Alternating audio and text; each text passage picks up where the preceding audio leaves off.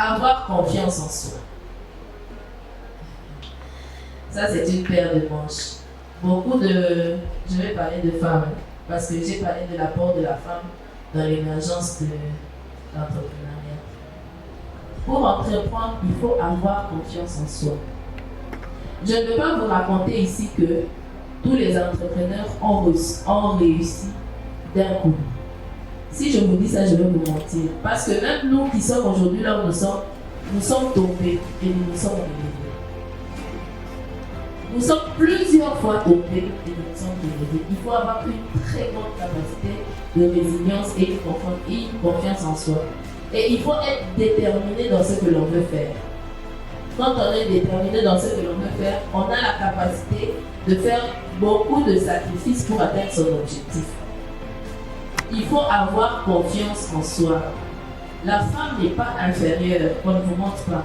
Parce que je le dis et je le redirai toujours, tout ce que la femme touche brille. De par la nature, elle donne la vie. Donc tout ce que la femme touche brille.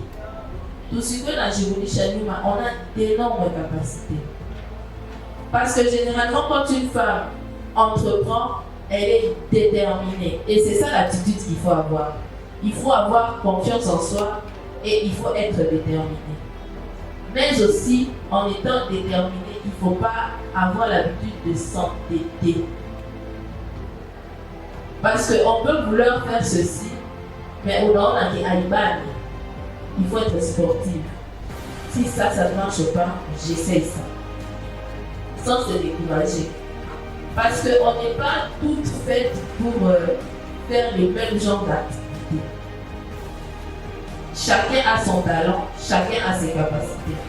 Donc on peut se dire, je vais faire coiffeuse. Mais ça ne marche pas. Il faut être sportif. Il faut savoir lâcher pour essayer autre chose. C'est aussi une qualité d'un bon entrepreneur. C'est vrai que c'est bien de faire ce que l'on aime, mais si tu trouves que, je vous donne un exemple pratique, je vais être peintre, mais tu ne sais pas peindre. C'est vrai que tu veux être peintre, mais tu ne sais pas peindre. Pourtant, tu sais, par exemple, animer une cérémonie. Il faut savoir cerner son talent pour se développer dans le talent que l'on a. C'est bien que ton rêve, ça soit d'être peintre. Mais comme on a dit, ce n'est pas le talent que Dieu t'a donné.